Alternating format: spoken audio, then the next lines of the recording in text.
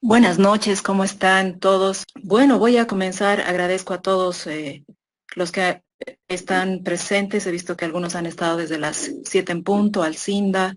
Vamos a iniciar un poquito recordando que el día más hemos comenzado la unidad uno, perdón, la unidad 2 acerca del rol del especialista en recursos humanos, el rol estratégico. Y sobre todo habíamos visto que tenemos que tener un rol mucho más que genere un aporte, es decir, poder mostrar resultados, ¿no? Poder hablar el lenguaje contable, el lenguaje de costos, que es algo que a veces como recursos humanos nos cuesta mostrar que las personas no somos un gasto, sino podemos ser una inversión, es decir, pueden ganar mucho más si nos tratan mejor, en otras palabras. Y habíamos visto por eso los indicadores. Entonces, decíamos, tenemos que mostrar indicadores, pero también tenemos que saber gestionar el cambio, ¿no? Porque nos va a tocar cambiar un paradigma que en este momento lo vivimos como muy operativo, ¿no? Que solamente nos dan un nivel más administrativo o que no nos dan la importancia. Entonces, necesitamos ser muy hábiles en gestionar el cambio. Y vamos a hablar un poquito más de eso, ¿no? Y en ese sentido, también vamos a responder la pregunta de Elizabeth, que todavía no la veo conectada, pero me decía entonces, ¿qué hacemos para generar mejor clima, mejor motivación? ¿Cuáles son esas prácticas positivas? ¿Ya? Bien, entonces, fíjense que en este tema tan importante de gestión del cambio, nosotros tenemos que ser capaces de identificar los niveles de cambio. Y estos niveles de cambio son tres, ¿no? El cambio más simple, el más superficial, es el que se llama de ciclo simple. Posiblemente ustedes lo hayan escuchado, donde básicamente cambiamos normas, reglas y apuntamos a una forma de hacer las cosas. Pero normalmente es como hacer más de lo mismo y viene dado por instrucciones al personal, ¿no? Por ejemplo, eh, en una organización que he podido, bueno, asesorar, hacer consultorías, tenían esa idea de el tema de disciplina, ¿no? Entonces, si tú llegabas tarde, obviamente tenían una regla de como más 10 minutos más tarde, en fin, te venía una llamada de atención, un memorándum y más fuertes, ¿no? O sea, es decir, llegabas tarde o la gente, digamos, no venía con el uniforme o pasaba algo, todo el tiempo era y más memorandos de atención, es decir, hacer más de lo mismo, ¿no? Y si uno se pone a analizar, en verdad, eso no cambiaba la disciplina, la gente seguía cometiendo problemas de indisciplina, el clima laboral seguía deteriorándose. ¿Cómo estás, Maiser? Buenas noches. Entonces, no es un enfoque estratégico, hacer más de lo mismo, ¿no? Ni siquiera a nivel personal, ¿no? A veces el ejemplo de una situación personal también ayuda. Uno quiere, no sé, adelgazar, ¿no? Que es a veces una meta personal. Decides hacer dieta un lunes, pero al martes ya no puedes y sigues con la misma rutina, digamos, de comer comida chatarra, en fin.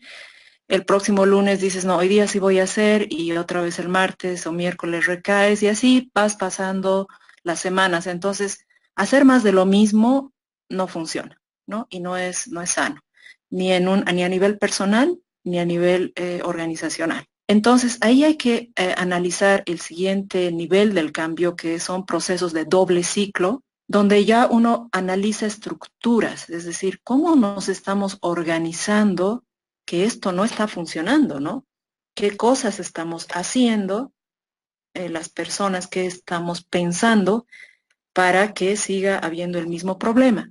Volviendo al tema de esta organización que les comenté, donde todo era memorándum, se hizo un análisis de cultura, un análisis de clima y en verdad, bueno, había esa sensación de como, no sé si llamarlo así, pero una defensividad del personal porque sentía que estaba recibiendo un trato injusto, ¿no? Entonces, una forma, digamos, de vengarse, si quieren, era tener estos problemas de indisciplina. ¿no? Decían, bueno, me hacen trabajar hasta las 10 de la noche, pues yo voy a llegar tarde, ¿no? O me están pagando menos, entonces yo voy a infringir las normas. Entonces, en el momento en que se pudo identificar a nivel estructural las causas de fondo, las causas más sistémicas, que no son inmediatas, ¿no? Porque a veces la excusa de una llegada tarde es, es que no sé, el tráfico, pero al final cuando uno va analizando, cuando es algo muy constante y abarca a mucha gente en el personal, quiere decir que es algo más sistémico. Entonces lo que había que hacer no es la respuesta rápida, sino la respuesta más costosa, la respuesta lenta,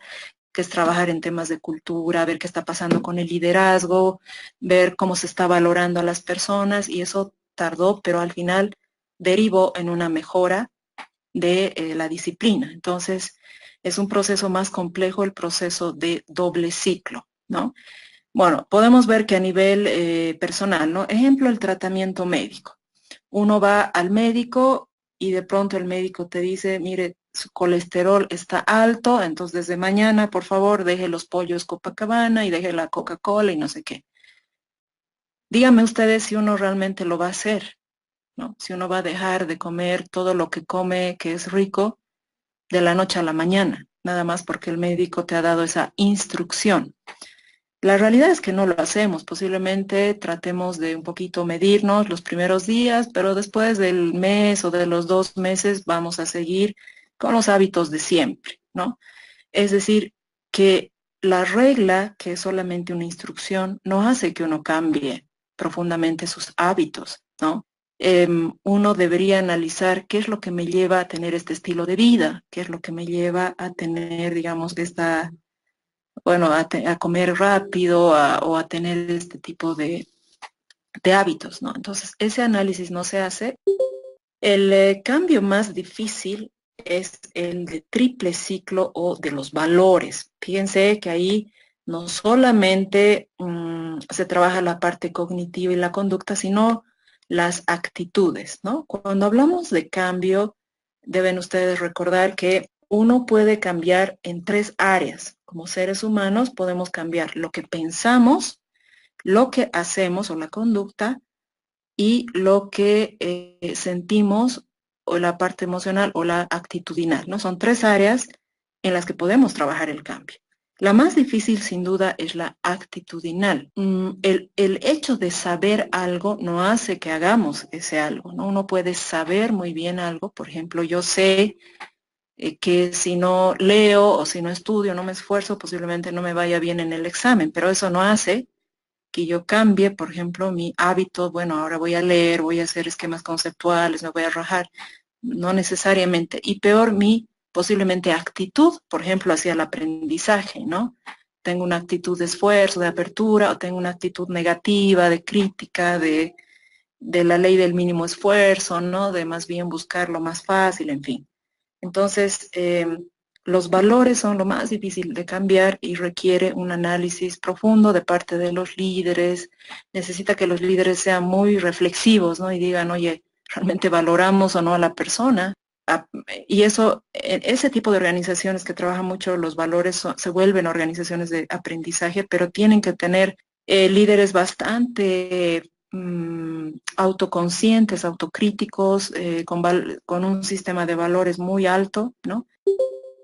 Entonces, fíjense que son 3 niveles de cambio que nosotros tenemos que aprender a manejar y no caer en el de las reglas, que es hacer más de lo mismo. Eso no nos va a llevar a un cambio. Entonces, para poder cambiar nuestro rol, de ser un rol meramente administrativo a ser un rol estratégico, comencemos también a cuestionar nuestros propios valores, nuestra propia a veces tendemos a frustrarnos, y a mí me ha pasado también alguna vez decir, pucha, aquí nunca se va a mejorar, no se cambia, uno cae en cierto pesimismo, pero en verdad también nosotros nos toca mostrar lo que hacemos bien, ¿no? Y eso, otra vez repito, una opción es hacer el tema de los indicadores, trabajar realmente en la cadena de valor, ¿ya? Bueno, he visto que tenemos, a ver, les digo quiénes están ahorita: Karina Alcázar, bienvenida; Leslie Nogales, Lisette Cárdenas, bueno, Alcinda ya estabas desde hace rato, Carolina, Estefanía, Marcelo, has vuelto, Maiser, Noela Sánchez y Susana. Perfecto. Bueno, entonces fíjense, ¿cuál es entonces nuestro rol de recursos humanos en este cambio? Y decíamos en la semana pasada, cuando hablábamos de estrategia, de temas de poder, el cambio se da sin duda en la medida que uno tiene poder formal para algo, o poder, puede ser, idealmente si es formal, y si no, por lo menos informal, ¿no? Y nosotros tenemos que estar conscientes de cuál es nuestro poder. Por supuesto, si estamos en una posición donde es meramente planillas o donde recursos humanos está debajo del área administrativa y solamente hay una jefatura, nuestro poder va a ser bajo, ¿no? Y eso uno tiene que ser consciente. Eso no significa que nos vamos a desmoralizar, sino vamos a poder hacer algo al respecto. Entonces, primera pregunta, ¿cuánto poder formal tenemos? ¿Hay una gerencia o no en recursos humanos? ¿Es una jefatura? Es todo eso, ¿no? Ahora, mientras más poder formal tenemos, es decir, nuestro jefe o digamos, el área de recursos humanos es reconocida por la gerencia, que es una situación ideal, ¿no?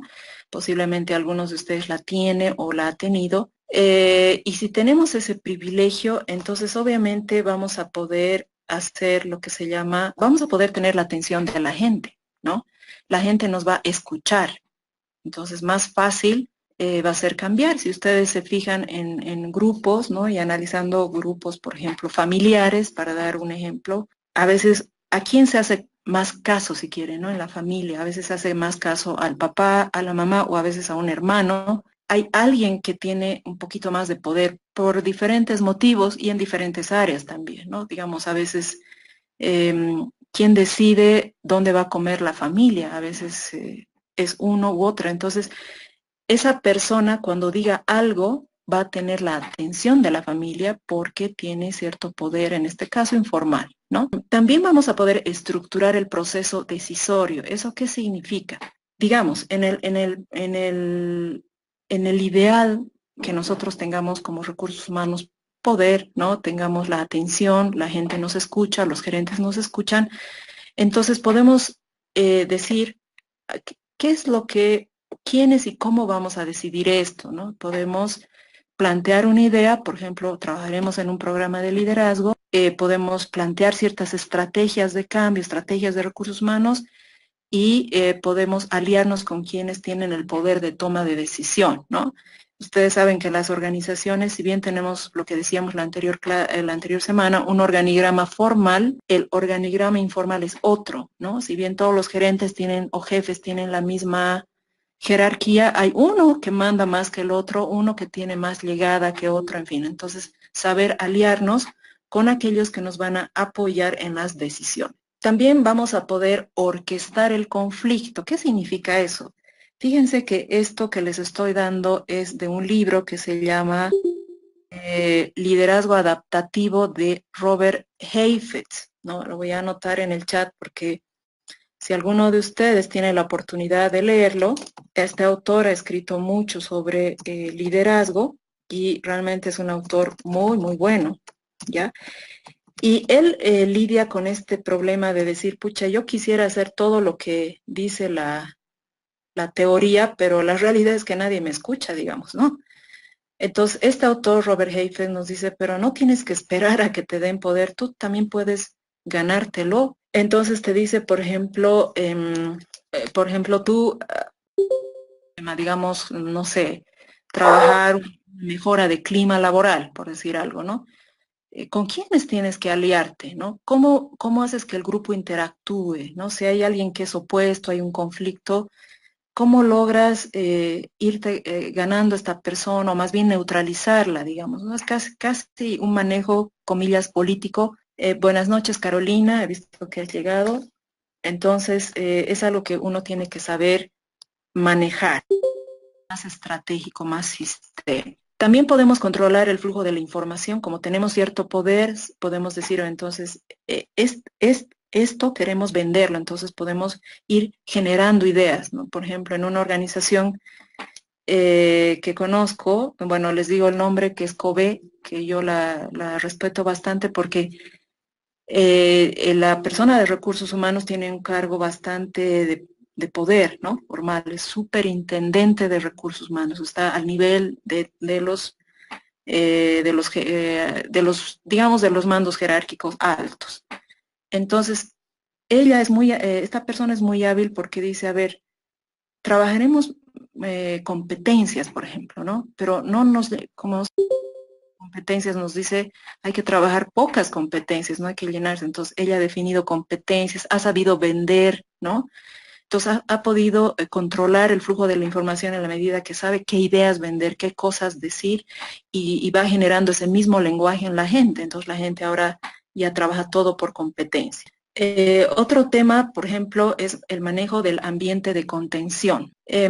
Saber, cuando hacemos procesos de cambio, siempre vamos a tener un grupo opositor, ¿no? A veces un grupo que dice, pero eso, ¿para qué lo vamos a hacer por competencias? Y siempre hemos hecho con nuestra descripción de funciones de siempre, ¿y por qué ahora tenemos que hacer, ¿no?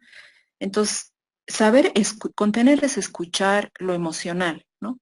Y decir, ok, te entiendo, sé que esto parece diferente, y ahí viene el tema de tener historias, en el sentido de historias positivas, un lenguaje compartido, decir, pero mira, yo te cuento qué competencia te permite realmente identificar la persona más hábil para tu puesto, y te comento esta situación, ¿no?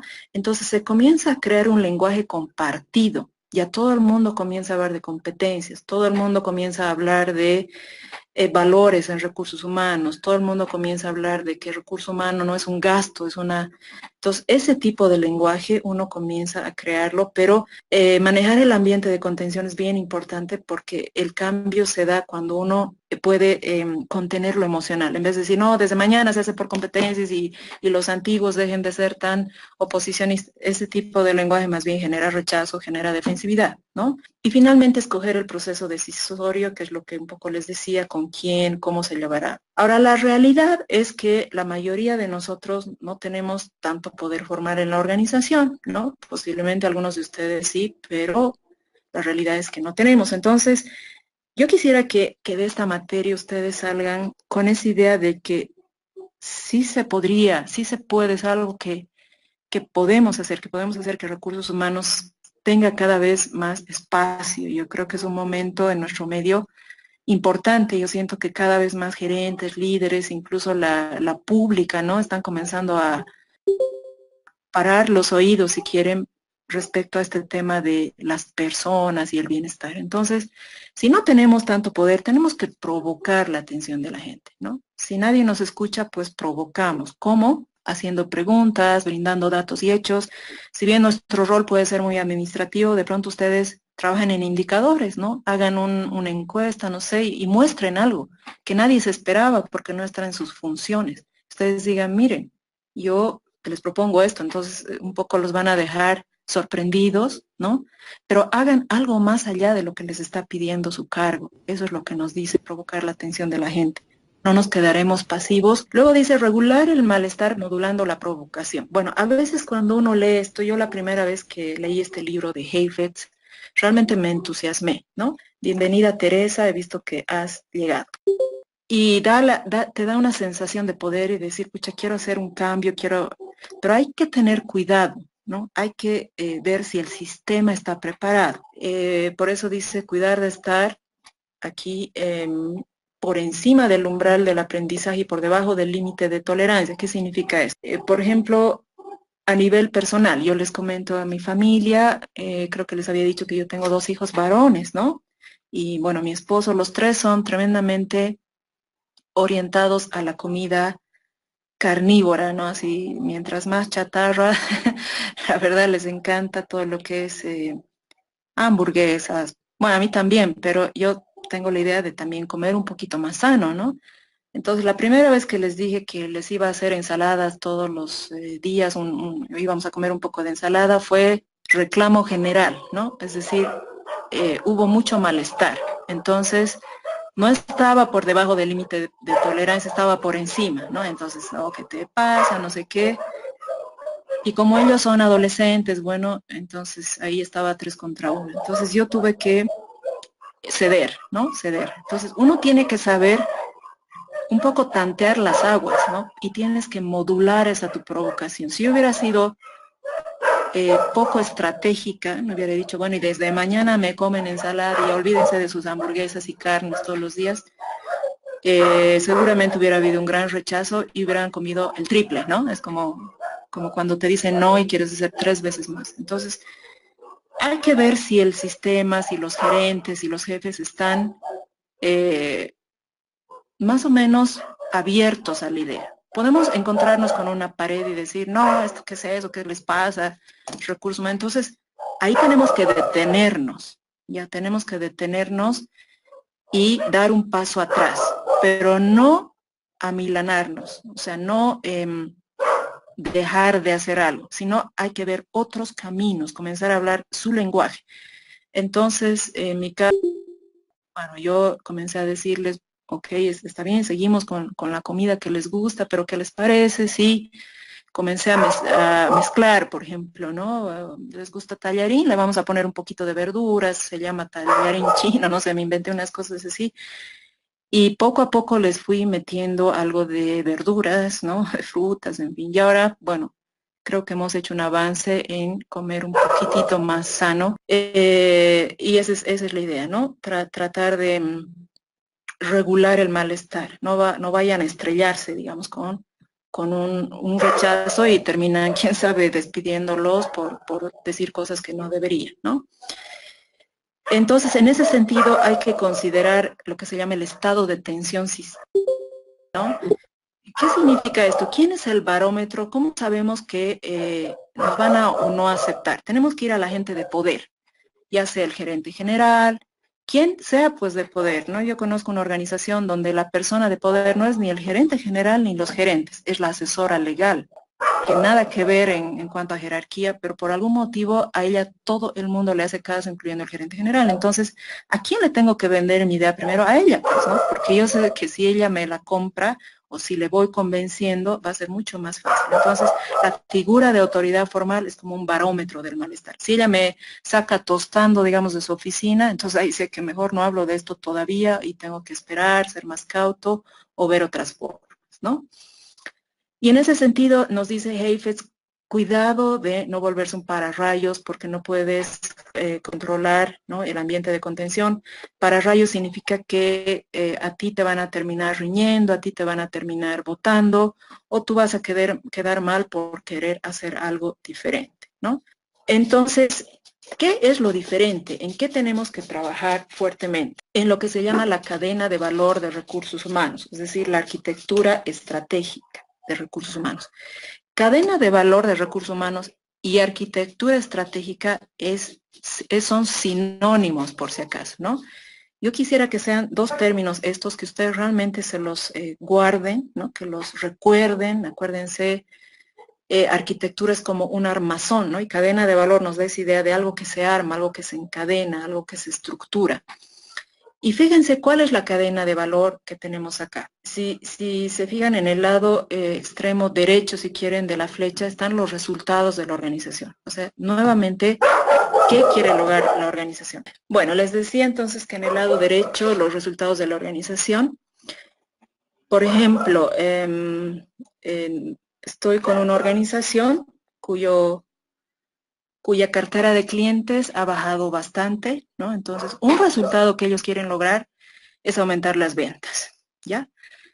Entonces, como quieren aumentar las ventas, eso quiere la organización, yo tengo que pensar cuál es mi cadena de valor. Eh, el recuadro del medio, el recuadro verde, dice cómo lo hacemos. Eso significa qué habilidades, qué competencias, qué actitudes voy a cambiar del personal.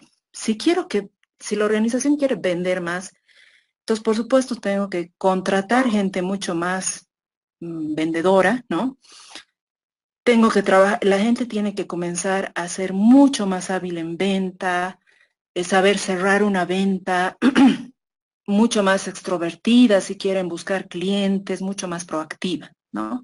Entonces, en cómo lo hacemos están las habilidades, competencias, actitudes, una actitud más agresiva a la venta, por ejemplo, ¿ya?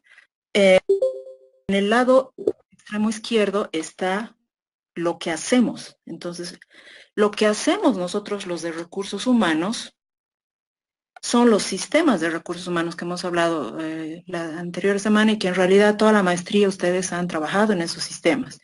Es decir, selección, capacitación, gestión del desempeño, gestión de carrera, todo eso son los sistemas de recursos humanos, ¿ya? Y por otro lado, los sistemas de desarrollo organizacional, clima y cultura, liderazgo, gestión de los incentivos, toda esa parte. Entonces, ¿qué tenemos que cambiar en nuestra forma de seleccionar, en nuestra forma de capacitar, en nuestra forma de gestionar el desempeño para lograr esas habilidades y esas actitudes? Y eso ustedes lo tienen que escribir, tiene que volverse como un mapa. Se llama el mapa estratégico o la cadena de valor de recursos humanos. Tienen que hacerse un gráfico, ¿no? Y eso tienen que ir a presentar al gerente y decirle, mira, yo sé que tú quieres vender, yo te voy a ayudar y vamos a hacer una selección meramente, por ejemplo, pura assessments de ventas, ¿no? Los vamos a hacer más agresivos, vamos a aplicar un test que es exclusivo para ver actitudes de venta, por ejemplo, ¿no? Ahí está el IPD, no sé si conocen, que te mide mucho el tema de venta, habilidades comerciales. Vamos a capacitarlos así desde el día uno en venta, vamos a contratar gente con una actitud mucho más agresiva en ventas, vamos a compensar salarialmente por cartera. Sí, buenas noches. Licenciada, muy buenas noches. Marcelo. ¿Cómo está?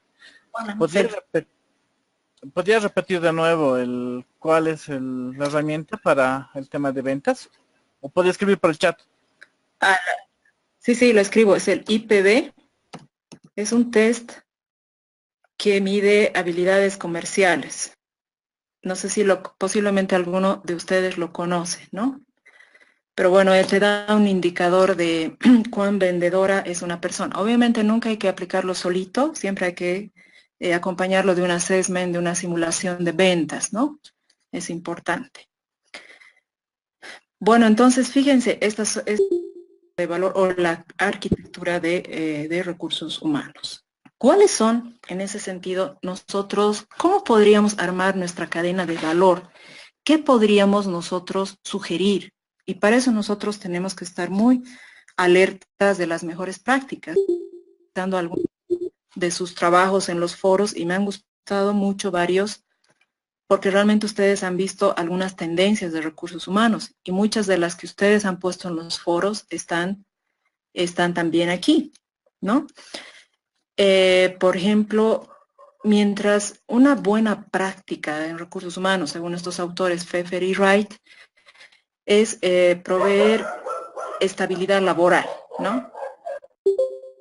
Obviamente no a costa de bajos desempeños o gente que tiene problemas y sigue en la organización, sino evitar que la gente sienta que ahí te vas, lamentablemente a veces en la entidad pública es así, ¿no? Si estás o no con cierto aval político, te quedas o no, pero en la privada también hay mucho problema a veces bueno, hay que reducir gente, mucha sobrecarga laboral, hay una sensación de inestabilidad a veces, ¿no? Entonces eso lo que va a generar en tu cadena de valor es que no te va a permitir llegar a los resultados. Y lo que ya hemos repetido varias veces en este módulo, y eso tiene que saber el gerente, ¿no? Y la selección de personal por competencias técnicas y personales y lo que es el cultural fit en inglés, que básicamente es encaje cultural, una cosa así, ¿no? Es decir, muchas veces la selección solo se basa o mucho privilegia en lo técnico, ¿no? Pucha, dice que es buen vendedor, que tiene tantos cursos y listo. Pero ¿dónde está el análisis personal? Cada vez más las organizaciones en buenas prácticas, estamos hablando a nivel mundial, de las mejores empresas, se fijan muchísimo más bien en cómo es la persona, qué valores tiene, si va a encajar o no con si va a encajar o no con mi cultura, ¿no? Sí, el mejor técnico, el mejor currículum, tiene maestría, en fin, pero si es una persona que no va a compartir la forma de hacer las cosas en la empresa, ¿no? entonces no le va a ir bien. Por ello es tan importante nuestro aporte, los que somos psicólogos, el aporte del psicólogo en cuanto a personalidad, ¿no? Formas de pensar, actitudes, ¿no? Y bueno, y los que no son psicólogos, igual, ¿no? Incorporar siempre este análisis de personalidad, de actitudes, la parte emocional, y entender muy bien la cultura de la organización a la que está yendo, ¿no? Por darles algún ejemplo, yo he trabajado con una organización donde por algún motivo todos son súper intelectuales, ¿no? Y hay unas discusiones así de alto vuelo, un poquito nerd si quieren, ¿no? En algún sentido. Entonces hay que contratar nomás gente así, ¿no? Eh, para que le vaya bien. Hay otra organización que es lo contrario, ¿no? Es súper más distendida, un poquito más incluso hippie, ¿no? Hasta un sentido así de muy informal, ¿no? Entonces lo propio, un nerd ahí posiblemente va a desencajar y así. Carolina Arancibia nos dice, ¿cuál es la mejor estrategia para demostrar la importancia del Departamento de Recursos Humanos? Yo te diría, Carolina, si tú tienes una buena cadena de valor, si tú entiendes lo que quiere la organización, es decir, tienes que volverte casi experta en el rubro del negocio que estés, ¿no? Por ejemplo, si fuera comercial, financiera, lo que fuera, y tú logras mostrarles a través de esta arquitectura cómo tú vas a impactar y lo haces pero con resultados, ¿no? Si le hablas ese tipo de lenguaje, la gente va a comenzar a escucharte. Obviamente, no todos, no siempre, hay gerentes muy cerrados, empresas muy cerradas, las hay, ¿no? Yo las he conocido y ahí puedes decirles lo que les digas, no les entra ni a bala. Pero en general, la mayoría de los gerentes, 8 de cada 10, yo les diría, hablando de la empresa privada, y muchos en la pública, la verdad, muchos en la pública sí entienden cuando tú le muestras que tú le puedes aportar a lo que esa persona está queriendo. Entonces, un poco hay que hablar su lenguaje, ¿no? Por ejemplo, gerentes que solo quieren ahorrar, que yo te voy a ayudar a ahorrar haciendo esto, o solo quiero ganar plata, o solo quiero ganar clientes, ¿no? En ese sentido. Bueno, y finalmente aquí en nuestra lámina tenemos promover equipos autogestionados y descentralizados. Eso significa eh, dar cada vez más poder a la gente, que es un poquito a veces lo contrario que sucede, ¿no? A veces contratamos gente y no le damos la oportunidad ni de pensar, ni de decidir, ¿no? Todo es controlado. Y obviamente la gente va entrando en ese ritmo de ser muy poco proactiva, ¿no? Y es un círculo vicioso, yo les diría, que es muy negativo. Entonces, promover equipos autogestionados es una mejor práctica a nivel mundial. Las mejores empresas lo están haciendo con buenos resultados. Eso significa cambiar el modelo de liderazgo, ¿no? Un liderazgo, primero, que confíe más. Nunca contraten un jefe que es desconfiado. Les va a ir mal porque la gente desconfiada siempre va a estar pensando que todo el mundo le está haciendo daño y evidentemente lo va a comprobar, ¿no? Es como que la que se cumple lo va a comprobar. Entonces, hay que trabajar muchísimo en el tema de confianza para que el equipo cada vez sienta más autonomía. Eh, Obviamente, relacionar la compensación al desempeño. Esto yo les recomendaría, si bien es una práctica a nivel mundial, en nuestro medio, no sé, es mi experiencia, quizás ustedes tienen otra, eh, que es complicado, ¿no? Relacionar la compensación al desempeño, excepto en vendedores. Ahí es muy bueno, ¿no? Siempre los que tienen, los vendedores tienen que tener un bono por ventas, ¿ya?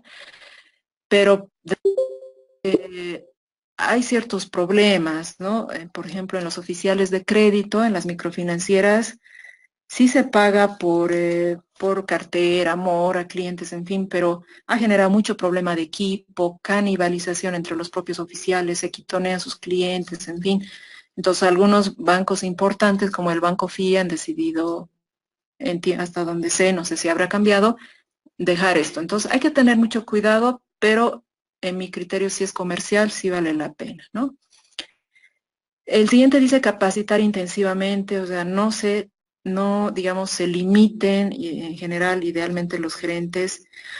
Ahora, el problema ahí, ustedes ya han llevado entiendo, el módulo de capacitación, es que se vea la capacitación como un gasto y por supuesto uno se debe diversificar los medios de capacitación, no siempre el taller tiende a ser muy costoso, curso, sino capacitación en el trabajo, capacitación virtual, ¿no? Pero tiene que ser intensiva, constante y siempre a través de un DNS o diagnóstico de necesidades para que la gente lo sienta útil, ¿no? Fíjense, este otro dice reducir barreras de estatus y jerarquías. Qué interesante que esta sea una tendencia mundial de buenas prácticas, ¿no? Y más bien en nuestro medio uno todavía entra a la oficina, la más grande es la del gerente, ¿no? El gerente tiene ciertos privilegios, los demás no tienen. Eso es algo que ya está desapareciendo a nivel mundial, pero especialmente en las mejores empresas, por supuesto, no en todas y no en todo lado. Estamos hablando de algunas empresas ícono a nivel mundial, ¿no? Entonces, la idea de ser cada vez más horizontales es una tendencia. Y bueno, compartir la se puede. A veces hay organizaciones que restringen mucho la información, ¿no? Esto no se dice, esto no hay que decir, sin ser ingenuos y saber qué cosa también decir. En general, mientras más información compartas con el personal, especialmente financiera, mejor te va a ir como una buena práctica humana. Entonces, son algunas de las buenas prácticas que nos comentan estos autores. Y aquí tenemos unas comparaciones, ¿no? Por ejemplo, viejas prácticas de recursos humanos, descripciones de cargos súper detalladas. Mucho, por ejemplo, creo que Carolina, entiendo, trabajas en el lado público. Ahí tienen ciertos formatos, ¿no? Y el formato es por funciones. Entonces, estuve en una entidad pública trabajando y me mostraron sus formatos y eran más o menos 25 funciones por cargo, ¿no? Eso ya es algo que no se usa. ¿Por qué? Porque lo que quieres es más bien trabajar en descripciones de cargo generales por responsabilidades, ¿no?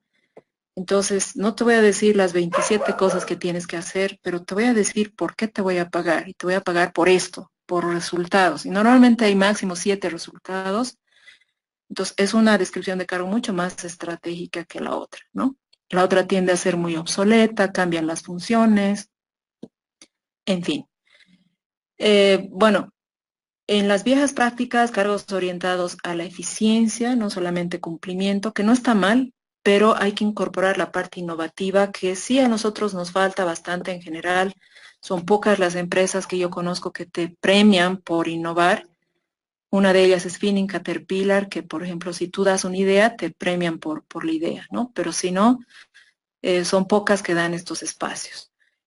Fíjense esta otra práctica, el antigua, que solamente el jefe toma las decisiones. Creo que es algo que seguimos haciendo nosotros, ¿no? El jefe, el que toma la decisión. Y más bien, la práctica moderna es que el equipo participe en la toma de decisión. Yo casi nunca, no he visto, la verdad, les soy sincera, no sé si ustedes, alguna empresa que haga eso. En nuestro medio no he visto, pero sí sé, por ejemplo, de Facebook, ¿no? Como empresa ícono ahorita en cuanto a modernidad, que ellos contratan a alguien, ¿no? Y ese alguien va rotando por diferentes equipos. Y con el equipo que más, digamos, ha engranado, por decir algo, ese equipo decide si lo quiere o no en su grupo, ¿no? Entonces el equipo toma la decisión. Es algo nuevo, habría que explorarlo, ¿no? Para mí es algo que todavía no lo he hecho, pero habría que explorarlo. Bueno, lo que ya hemos dicho, ¿no? No solamente lo técnico, sino el fit cultural del postulante. Fíjense esta otra que dice, en las viejas prácticas de recursos humanos, ¿por qué se van las personas? O porque las retiras o porque renuncian. Pero en las prácticas modernas, y eso está haciendo COBE como una empresa, yo creo que es bastante moderna en recursos humanos, incentiva a las personas a que se retiren, es decir, ya desde el día uno, ¿no? Eh, Tú ya le vas diciendo, o sea, queremos lo mejor de ti, en fin, pero aquí tenemos como un ciclo de 5 años, eso un poco les dicen en COBE, ¿no? Porque lo cierto es que la mayoría, pues, de nuestras empresas, como decíamos, son pequeñas, ¿no? Eso ya vamos.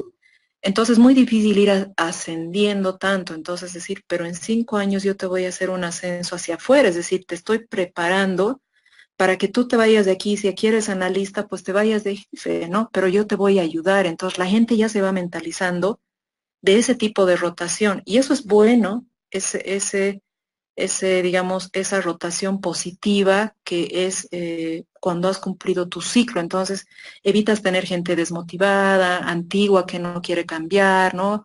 Que un poco se acomode en su cargo y ya no quiere hacer algo nuevo. Bueno, luego capacitación específica en el cargo individual versus capacitación al equipo. Es interesante que cada vez más las prácticas modernas de recursos humanos están tomando más en cuenta al equipo, ¿no? Al equipo para que decida una selección, al equipo para capacitar en general, ¿no? Por ejemplo, hablábamos la anterior vez del clima laboral. Es mucho mejor hacer clima laboral por equipo, ¿no? Igual gestión de desempeño por equipo, cómo nos estamos desempeñando. Y ahí se habla de las individualidades, pero en relación a un otro. Bueno, hay otra práctica que es esta de comprar habilidades a partir de contratar empleados con experiencia, que son viejas prácticas, versus hacer las habilidades a partir de eh, construir, bueno, contratar y capacitar empleados con menos experiencia. Entonces, son dos enfoques, ¿no? Interesantes, habrá que explorar. Hay algunos casos donde es mejor hacerlo, otros casos donde no, porque sí necesitas experiencia, por ejemplo, jefaturas, necesitas gente con más experiencia, pero es interesante poder formar gente joven, ¿no? Y bueno, lo último, que la organización es responsable del desarrollo de la carrera y en el otro, más bien, el empleado es responsable de su desarrollo. Finalmente tenemos algunas estrategias motivadoras, no voy a entrar en demasiado detalle, pero es como saber qué es lo que qué podemos hacer, digamos, en las empresas, ¿no? Y esto ya lo he puesto de empresas más nuestras. Por ejemplo, dejar de trabajar solamente enfocados en la motivación externa. Y aquí viene lo que preguntaba Elizabeth, pero creo que no está Elizabeth Peralta. Elizabeth decía, bueno, ¿cómo motivamos, no? Y realmente yo les diría trabajar mucho en la motivación intrínseca. Muchos de nosotros nos quedamos en la extrínseca, es decir, salarios, el bono, no sé qué, que no está mal, o sea, hay que tenerlo, ¿no? En la medida de lo posible. Pero lo cierto es que a veces sufrimos mucho de reducción de presupuesto, entonces ya no les puedes dar el canastón tan lindo. En Navidad tienes que darle solo pollo y vino, ¿no? Y la gente se desmotiva, ¿no? Ay, porque el año pasado, ¿no? O antes les dabas, no sé, tantos lápices y ahora solo uno. Entonces, la tendencia que tenemos es a restringir el presupuesto. No estamos en una economía tan próspera, ¿no? Somos Suiza y nuestra realidad tenemos que cuidar mucho, normalmente los gastos. Entonces, basar nuestra motivación en motivación extrínseca es casi como darse un tiro al pie porque constantemente vamos a generar desmotivación, dado que es difícil de mantener una motivación extrínseca. Entonces, sin caer en temas de pagar mal al personal, de generar digamos, no darle ni siquiera una buena computadora o que más o menos está cayendo su silla, sin caer en esos extremos, incorporar la motivación intrínseca. ¿Por qué? Porque no necesitamos mucho dinero, ¿no? Y la idea es que los líderes desde arriba deben involucrarse en esto, es decir, ellos deben saber exactamente qué genera motivación intrínseca. Y lo que genera motivación intrínseca, según este autor, que es Daniel Pink, lo voy a anotar en el chat porque es un libro que vale la pena realmente leer. Él ha escrito un libro que se llama Drive, perdón, que es impulso, ¿no? Motivación en inglés. Este libro, por si acaso, en Amazon ustedes comprar por $8, ¿no? Incluso ya ha debido bajar, $7, no sé. Y es un libro excelente, motivación laboral, motivación en general, pero aplicado también a las organizaciones. Entonces, ahí nos dice los líderes, dueños tienen que involucrarse en esto, pero las ideas tienen que ser de abajo hacia arriba, es bottom up se llama, ¿no? Top down es el involucramiento y las ideas. Entonces, hay una estrategia. ¿Qué piensa la gente, no? ¿Cómo podemos operacionalizar esta idea? Y bueno, lo que decíamos, si no podemos involucrar a los líderes, hagamos liderazgo lateral, es decir, aliarse con algunas personas que sí están de acuerdo, ¿no? Y a veces se crean lo que se llama las islas de bienestar. Esto es cuando la organización en general tiene climas negativos o es muy vertical o muy cerrada, pues tener una persona, que una persona nos compre la idea, uno que sea jefe, gerente, y ese gerente comience a crear en su área gente motivada. Entonces, se va a volver nuestro ejemplo, ¿no? Decir, como el talcito que practica esto de motivación intrínseca está logrando estos resultados, ¿no? Entonces vamos generando un cambio. Siempre la gestión es hacia arriba. ¿Qué significa gestionar hacia arriba? Tenemos que convencer a los gerentes, no esperar que ellos nos tomen atención, que ellos nos se dignen un poco a mirarnos. Nosotros tenemos que un poco hacernos escuchar, mostrar resultados, ¿no? Obviamente trabajar en valores es importante, pero no de una manera mecánica o solamente para colgar en la pared, sino que realmente los vivamos. Ahora, ¿cuáles son los elementos de motivación intrínseca? Son tres, y esto lo tienen en el libro de Daniel Pink. Nos dice autonomía, competencia y relaciones. ¿Qué significa autonomía? Es la sensación de que tú controlas un poquito tu vida, controlas tus cosas. Entonces pregunte, ¿no? Primera tarea que ustedes podrían hacer para ver cuánta autonomía hay en la organización, en su equipo de trabajo. Pregunten cuánta autonomía siente, ¿no? Y en qué áreas podrías tener un poco más. Esto no significa, ojo, ¿no? Cuidado con, ya desde mañana entonces nadie firma nada y todo es libre albedrío, no, porque ahí va a ser un gran problema, ¿no? Nos va a ir peor. Si no es como de a poco, recuerden, hay que modular la provocación, ¿no? Citas podríamos ceder un poco, por ejemplo, ¿qué tal si alguien decide algo? O la secretaria le había gustado tal cosa, ¿no? ¿Qué tal si le damos un pequeño proyecto? Si ella quiere, obviamente, ¿no? Para que genere cierta autonomía, o por ahí no quiere, entonces, bueno, no. Pero en general, la autonomía es algo que intrínsecamente a uno le genera motivación. Entonces, por muy que sea, pequeña que sea, hay que comenzar a trabajar en el ámbito de control de la persona, ¿no? Ofreciendo pequeños proyectos, o ver qué les gusta a la gente, hablar del tema de control interno, externo es importante. Yo sé que ustedes han hablado un poco de esto en anteriores módulos, creo que en coaching, esa idea de yo soy el que puedo decidir en mi vida, ¿no? Control externo es sentirme víctima, siempre quejarme de todo, todo es malo. En vez de quejarme, ¿qué puedo proponer, ¿no? ¿Cómo puedo yo trabajar en mi propia actitud, en mi propia satisfacción? Entonces, eso es algo que hay que trabajar constantemente en la organización, ¿no? La autonomía.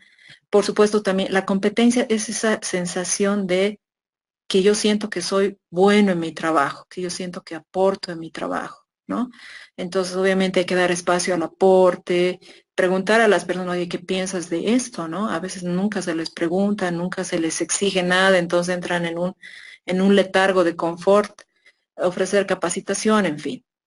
Y el último es el tema de relaciones, ¿no? Siempre, si hay un problema de relaciones, si hay un problema de trato poco respetuoso, en fin, ahí vas a tener una motivación baja, ¿no?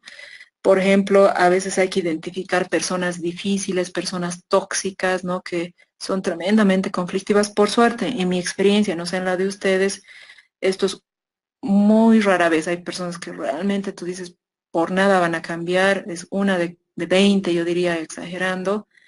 La mayor parte de las veces es gente que simplemente ha sacado lo peor de sí en la organización porque se ha enfrentado en un entorno difícil, entonces uno se vuelve más huraño, más conflictivo, más agresivo o se vuelve víctima, ¿no? Pero si la sacas a esa persona de ese clima, saca lo mejor de sí, entonces hay que ver estas situaciones y sacar lo mejor de las personas, ¿no?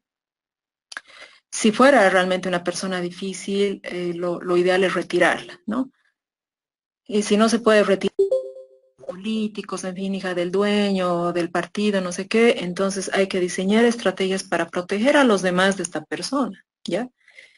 Por ejemplo, diseñar pequeños eventos para recobrar el optimismo, el buen humor. Cuando hay un clima laboral donde hay cierto optimismo, hay buen humor, se pueden hacer chistes, se puede reír, es mucho más positivo, ¿no?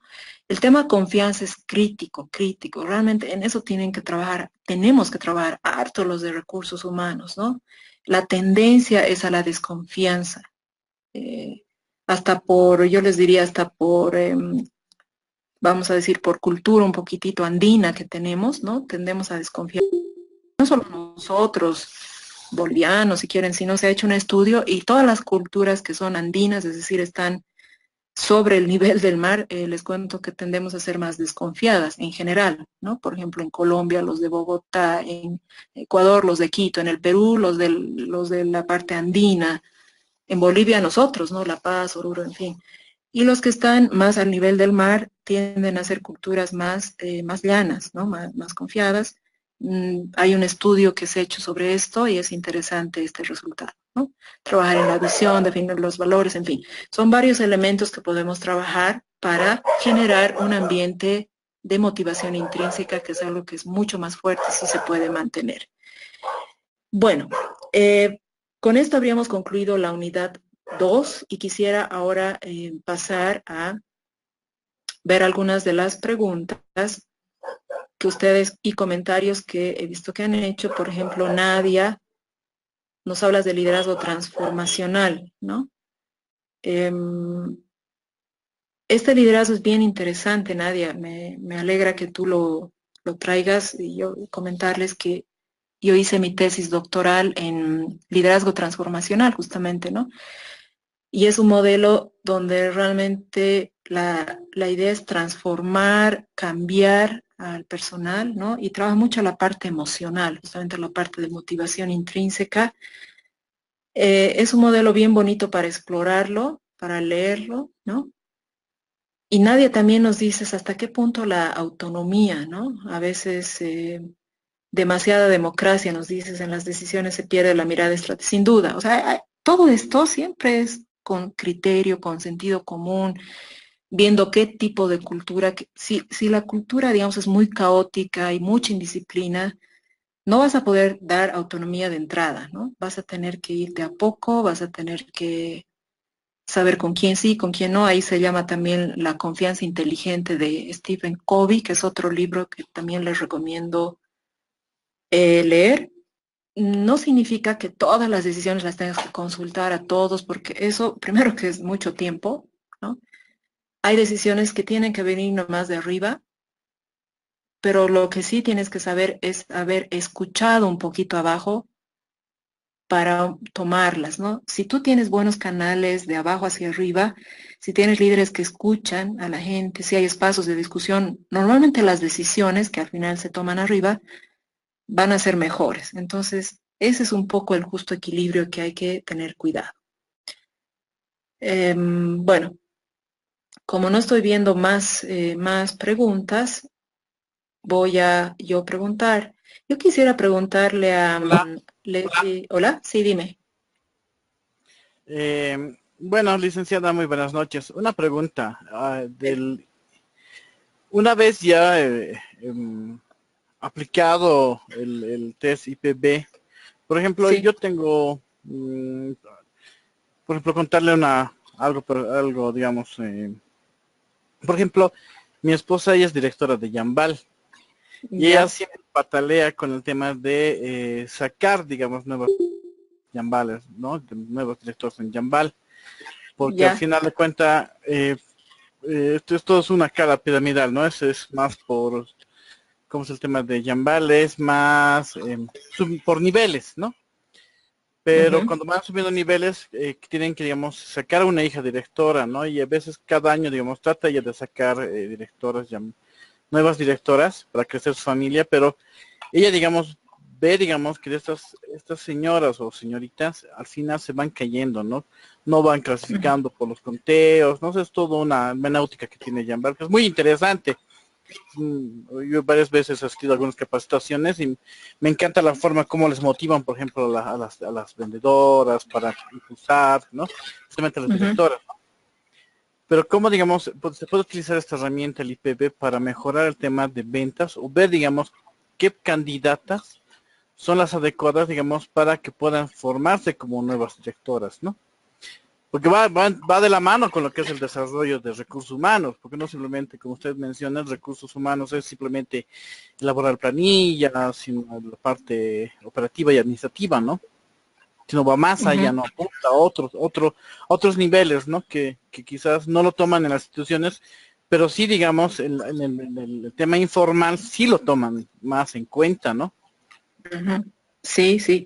Yo te diría, Marcelo, que el IPB sí se puede aplicar, pero yo no tomaría como una herramienta decisoria para selección porque tiene sus limitaciones. O sea, sí te da un indicador de venta, tú lo puedes comprar, hay este test para vender, en fin, lo puedes comprar en línea también, pero no lo tomo. Yo lo que más tomaría, sinceramente, es un assessment, ¿no? Una simulación, un juego de roles de venta, y definiría bien las competencias de venta, porque a veces se quedan mucho en la parte social, ¿no? Solamente la persona que habla bien, pero en verdad siento que la venta pasa mucho por la escucha, ¿no? Pasa mucho por la persona que es muy hábil para muy respetuosa. Ustedes pónganse siempre pensar cuando alguien les quiere vender algo, ¿no? Y creo que Yambal, creo que, no sé, a mí varias veces me ha tocado pues recibir alguna vendedora de Yambal y no sé si ustedes. Y la mejor es la que logra establecer como una relación contigo, ¿no? Entonces tiene muy buenas habilidades emocionales. Entonces, yo te diría que lo más importante ahí, yo pensaría primero en cómo han hecho su perfil por competencias, ¿no? Eh, a veces se queda mucho en la parte de ser extrovertido, de hablar más, y no son los mejores vendedores los que hablan más o más, sino más bien aquellos que logran entenderte, logran ser intuitivos. Y la segunda parte que haría es cómo medimos esas competencias, ¿no? Incorporaría algo de temas de personalidad, de cómo medir esta parte emocional, madurez. Eh, incorporaría este assessment, un assessment bien detallado, no sé, ¿no? Pero son algunas de las ideas, posiblemente y seguramente ya lo hacen, porque Yambal es una empresa muy grande, muy desarrollada, tiene muy buenas prácticas de recursos humanos, entonces me imagino que ya lo hacen, no sé, habría que ver. Bueno, Ángelo nos dice, Ángelo Arauco, ¿qué opinas sobre la gestión por competencias, por valores en la gestión de recursos humanos? Bueno, me parece excelente, Ángelo, es una buena práctica de recursos humanos. El problema a veces es que no está bien hecha, lo que yo he visto en nuestro medio, definir competencias como ustedes han debido ver en su módulo en el módulo que han pasado, necesitas tener en cuenta muy bien, por ejemplo, la cultura, ¿no? Es una cultura de desarrollo, de aprendizaje, porque competencia significa que uno puede cambiar, mejorar. Segundo, si se identifican bien los perfiles, realmente se hace un buen panel de expertos, ¿no? Realmente se llega a, digamos, a la esencia del cargo y obviamente ahí todo colgado de valores. Cuando tú trabajas en valores, Ángelo, tienes que trabajar mucho con los gerentes, porque el problema de los valores, según yo he visto, es que los tienes, pero no los realmente no los incorporas, ¿no? La idea es que cada decisión que tomes, pues tomes en cuenta tus valores y muchas veces no se hace. Entonces, tiene que ser algo que constantemente lo repitas en capacitación, en inducción, en reuniones de gerentes, que casi se hable todos los días de eso, ¿no? Recuerden que aquí, digamos, respetamos, entonces no podemos hacer tal cosa. Mucho me hace recuerdo a las organizaciones, por ejemplo, ONGs que trabajan en temas de género, por ejemplo, con niños. Esos valores los tienen tan fuertes las que los envíen, ¿no? Que la persona se vuelve así totalmente defensora de temas de género, sensible, ¿no? Y lo hace hasta en su casa, no en su casa, o sea, no hay una división, es la persona así, y esa es la idea de los valores. Entonces, me parece una excelente práctica. Bueno, Estefanía se fue a nuestra realidad nacional. Bueno, Buenas noches. Sí, sí, sí. Acerca de los manuales de funciones que mencionó hace un momento. Estos famosos manuales de funciones, hay muchas empresas que no las tienen, y si las tienen la gente no las conoce, no son amigables. Y mencionaba usted un manual de funciones más estratégico. Entonces mi pregunta es, ¿cómo están estos manuales? ¿En función a objetivos del cargo o en función a las competencias? Eh, ¿Cómo se redactan? ¿Cómo es el manual estratégico? ya. Bueno, voy a responder la pregunta de Noel y luego voy a un poquito leer lo de Teresa, ¿no?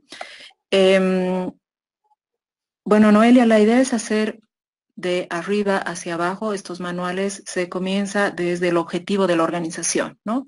¿Cuál es el objetivo estratégico de la organización? Por ejemplo, no sé, una organización, por ejemplo, y creo que les di varias veces el ejemplo de Irupana, ¿no?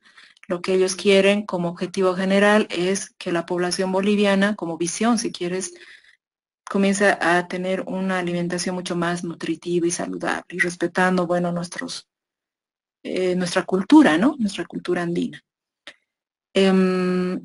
Esa es la visión y uno tiene que comenzar por cargo y por área primero, ¿no? Por ejemplo, el área comercial. ¿Cómo va a aportar esta visión? ¿No? Y ahí viene el objetivo del área comercial.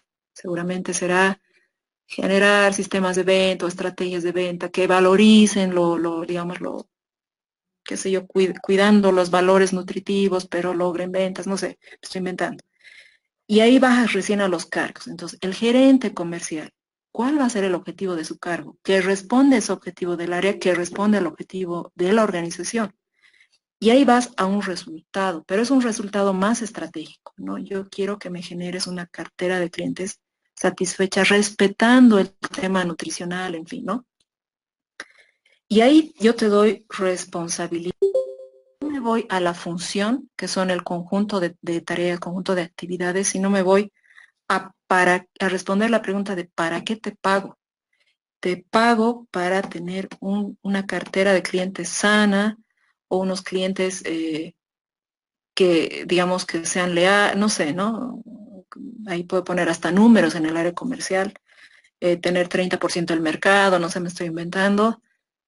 Te pago porque en tu gestión comercial tú respetes, ¿no? Por eso es interesante, por ejemplo, Irupana en estas situaciones desesperadas, a veces algún momento de ganar más mercado, había la tentación, por ejemplo, de meter quinoa transgénica, de miel que era más o menos esas químicas, ¿no?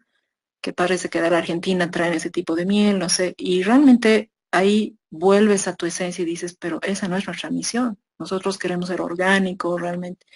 Y entonces eso les hizo tomar la decisión de no vamos a traicionarnos, ¿no? Por solamente vender como locos. Entonces, ese resultado, ya no, ahora para ese resultado que tiene que hacer 20 funciones, bueno, las tiene que hacer, ¿no? Pero yo me voy a ese resultado. Habrá otros, siempre, por ejemplo, hay un resultado de equipo, ¿no?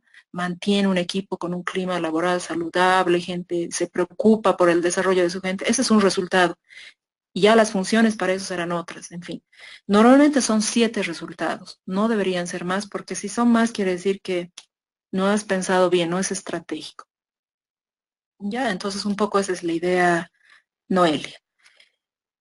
Bueno, quisiera ir entonces al comentario de Teresa que nos dice, dentro de los motivadores intrínsecos estarían el escucharlos, la retroalimentación, la implementación de políticas flexibles, tomarlos en cuenta, etcétera. Totalmente, Teresa, esa es la idea. Y fíjate que es algo barato, eso es lo irónico, ¿no? Tan preocupados están nuestros gerentes de ahorrarse dinero y esto no les cuesta nada, pero no lo hacen, ¿no? Porque requiere un cambio de mental. Entonces, si nosotros logramos venderles eso y decirles, mira, yo tengo algo que los va a motivar, obviamente, siempre y cuando respetemos mínimos estándares de motivación extrínseca, no reemplaza, por si acaso, a la motivación extrínseca básica, es decir, mínimamente les pago medianamente bien, digamos, ¿no? No seré el que más les paga. Mínimamente les doy una infraestructura, pucha, no tienen que estar, no sé, yo conocí una organización en el Alto, helada, ¿no? Y no podían comprarles una estufa. O sea, es decir, la gente iba poco menos con 3 frazadas, trabajaban mal, entonces, ¿cuánto cuesta pues una estufa, digamos, ¿no? Para ahí el departamento, digamos, de contabilidad o entonces, mínimamente les das lo básico, ¿no? O si puedes más de lo básico, es lo ideal. Eh, pero una vez que les has dado eso, que es lo mínimo esperable, tienes que trabajar en lo intrínseco, ¿no? Meiser, ¿hay otras formas de arquitectura de recursos humanos? ¿Es posible construir a medida? Por supuesto, Meiser. O sea, ahí tu mapa estratégico de recursos humanos puede ser como tú quieras, pero tienes que mantener la lógica básica, que es esa que te puse en la diapositiva. Resultados de la organización. ¿Qué quiere lograr la organización? ¿Qué conductas, habilidades, competencias, actitudes tienes que trabajar en la gente y cómo vas a capacitarlos? Entonces, siempre esas 3 áreas tienen que estar reflejadas. Ahora que tú le pongas más cosas, muy personalizadas, sí, o sea, depende mucho del mapa, va a depender mucho de la empresa, ¿no? Yo les invito a que construyan su mapa, los que puedan. Bueno, vamos a tener igual en el próximo foro una tareita al respecto, pero es bien interesante. ¿La motivación empresarial encierra lo que es motivación intrínseca y extrínseca? Sí. De hecho, la motivación se operacionaliza de esa manera, ¿no? Extrínseca es la operacionalización más básica de la motivación, ¿no? Compartir la visión, misión, metas con los trabajadores puede ser una forma de motivarlos totalmente, siempre y cuando tú la vivas, ¿no? Tú realmente la sientas. Hay gerentes que se comprometen con la visión y dicen, nosotros estamos cambiando el país o nosotros estamos aportando a esto, ¿no? Y realmente sucede. Entonces la gente, si se alinea con eso, si es algo que comparte, ahí tiene una motivación intrínseca fuertísima. Pero otra vez, si es solo un eslogan y ves que el gerente hace todo lo contrario, ¿no? Que más bien es la persona que menos respeta, entonces no motiva para nada, más bien desmotiva, yo te diría, ¿no? Si no hay coherencia. Sí, la verdad, Marcelo, imagínate algo tan simple como la estufa. Hay cosas tan simples. Em, Incluso la otra vez en un taller que hicimos justamente de estos temas de liderazgo, yo entré al baño y el baño, la puerta del baño no tenía cerrojo, ¿pueden creer? O sea, uno tenía que más o menos poner su pie. Y yo le dije o sea, en el taller de liderazgo le dije, ¿por qué algo tan básico no ponen, no? Algo que es tan simple. ¿Cuánto costará un cerrojo? Será pues 5 pesos, no sé. Y ella me dijo, no, es que ya hemos puesto 3 veces y lo han arruinado. Pero volví a poner, ¿no? O sea, volví a poner a hablar con la gente y para mí, bueno, sorpresa, la siguiente vez que fui habían puesto y hasta el día de hoy sigue y ha pasado un año. Es decir, a veces uno, por macanas, ¿no? Genera desmotivación y es algo que no podemos hacer, ¿no? Bueno, no he escuchado participar mucho a Leslie Nogales, ni a Leslie Cárdenas, ni a Susana. No sé si quizás Leslie Nogales nos puedes dar alguna idea de qué experiencia tienes tú, por ejemplo, en temas de motivación. ¿Qué nos puedes decir? La misma pregunta para Leslie Cárdenas, para Karina Alcázar, para Indira Buenas Crispín noches, y para... licenciado. Hola, ahora sí te escucho. Bien, Estás hablando. la empresa, el lugar donde yo he trabajado es similar más o menos a Yambal en el aspecto en el que las personas que trabajan ahí no es un trabajo formal o permanente, es una escuela de español y da clases a turistas que vienen aquí a Sucre. Ya, Entonces los profesores no están todo el tiempo porque hay temporadas bajas y altas. Entonces, la forma de diversión que se trabajó con ellos es, por ejemplo, pedir que se hagan recomendaciones, que los estudiantes hagan recomendaciones en TripAdvisor, que es una fuente muy importante de información para los viajeros. Por cada ya. recomendación había esto de aumentarles como un bono un poquito más en el sueldo que se les pagaba a fin de mes.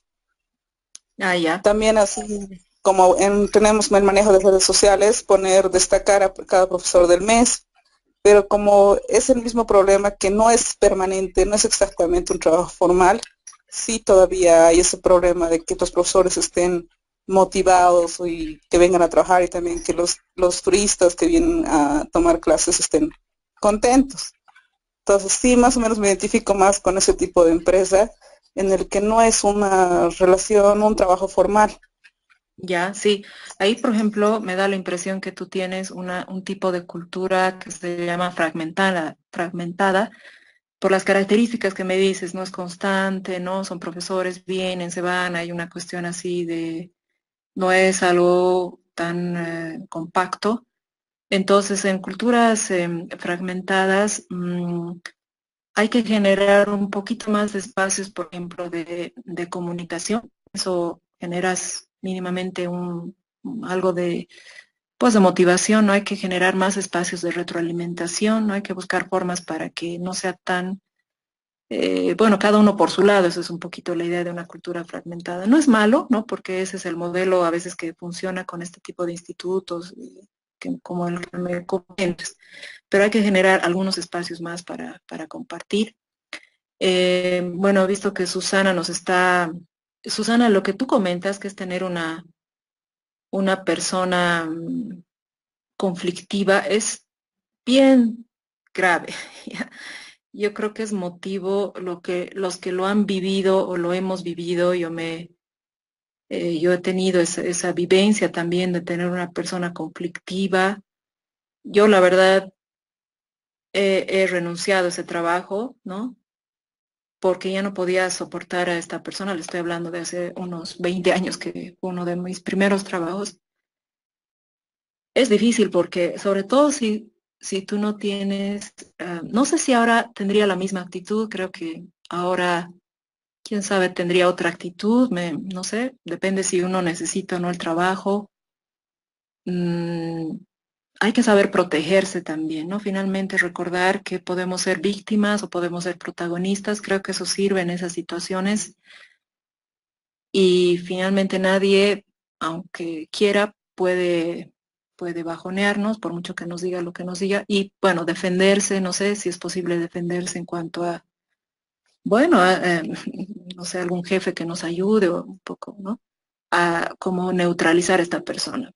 Pero a veces lo más sano es alejarse de este tipo de, si fuera una persona muy, muy difícil, que por suerte no son muchas, pero ni hablándole ni nada mejora. Entonces hay que tener cuidado en esos casos. Y Carolina Arnold, nos dices más bien el caso contrario, ¿no? Que tienes una buena líder. Al inicio de gestión trabajamos con acuerdos. Excelente. Fíjense, este es un ejemplo positivo de Carolina y gracias por compartirlo. ¿Qué haces la idea, no? O sea, trabajar, hablar, hablando la gente se entiende. Yo sí me he topado varias veces con gente conflictiva, pero en general hablando hemos logrado, digamos, superar. Quién sabe, no nos hemos vuelto grandes amigas, o amigos, pero sí trabajar más o menos en paz.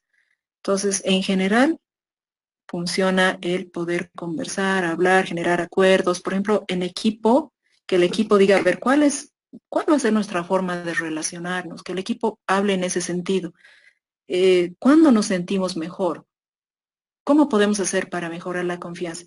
Sin acusaciones, ojo, ¿no? Pero es que tú, ¿no? Y es que él, con ciertas reglas. Siempre hay que poner reglas cuando no estamos aquí para acusarnos, no estamos aquí para ironías, ¿no? Es que, claro, él sabe lo todo, ¿no? Cuidado con lenguaje agresivo. Si tú pones ese tipo de reglas, ¿no? Tienes un moderador. Hablar esas cosas en equipo es bien positivo. Si tienes un jefe positivo, como es el caso de Carolina, ideal. Y si no, bueno, hay que buscar un moderador para generar estos acuerdos constructivos. Bueno, entonces solamente me faltaría, pero les invito para la siguiente sesión a Leslie Cárdenas y Karina Alcázar. Me ha faltado su participación. Okay. No sé, aquí hay un par de preguntas. Teresa, ¿cómo podemos evaluar la motivación intrínseca? Y Karina, sí nos estás dando una participación, ¿no? Y ya. Gracias, Karina, la voy a anotar, quizás ya no la voy a leer, y Lisette también. Entonces ya les anoto a ustedes su participación. Quizás por el tema de tiempo no la vamos a leer, pero muchas gracias por compartir. Si pueden todos leer el chat de ellos, ¿no? ¿Ya? Bueno, buenas noches, que les vaya muy bien y gracias por la participación.